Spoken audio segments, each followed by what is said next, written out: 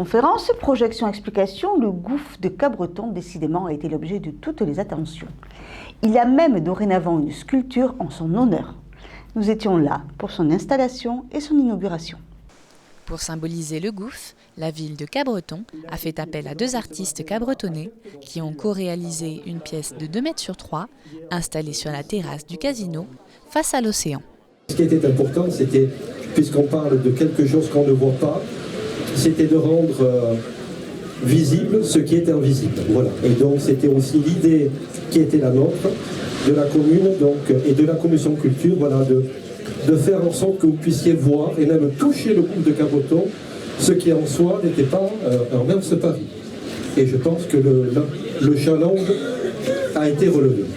Installée quelques jours avant l'inauguration et suscitant déjà la curiosité des passants, l'œuvre inspirée du canyon sous-marin après 10 mois de travail est en acier Corten pour faire face à tous les temps.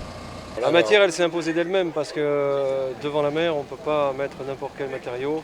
Il y a la pierre évidemment, mais là, l'expérience de la pierre, c'était encore une autre histoire.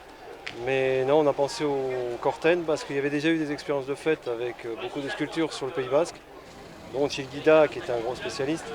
Et ça tient dans le temps, c'est un matériau intéressant et voilà, donc notre choix s'est porté là-dessus. C'est un acier qui résiste aux intempéries au niveau du cœur et qui rouille en surface par l'alternance de la pluie et du soleil et les embruns et qui prend une couleur par cette alternance des intempéries. C'est très dur, donc il faut quand même du matériel très professionnel. La découpe s'est faite au plasma, des motifs, et après les soudures, les renforts, le polissage des arêtes pour que ce soit quand même lisse au toucher. Pour pas qu'on se coupe, pas coupant. Quand on passe la main, pour les enfants aussi c'est important. Ne pouvant la fixer au sol par souci d'étanchéité de la terrasse, l'œuvre est simplement posée. Donc il a fallu réaliser un pied suffisamment important pour maintenir la structure verticale. Donc on a finalement fait un pied de 9 mètres carrés dans ce même acier Corten qui puisse être assez lourd pour soutenir la partie verticale. C'est-à-dire ce qu'on a mis dans le socle, on ne pouvait pas le mettre dans la structure. Elle aurait été plus grande si on avait pu fixer au sol. Si on avait pu la fixer sur... Enfin bon, il y a toujours de toute façon des contingences techniques. Je pense qu'il y a une taille limite du fait de la violence du vent quand il y a des tempêtes.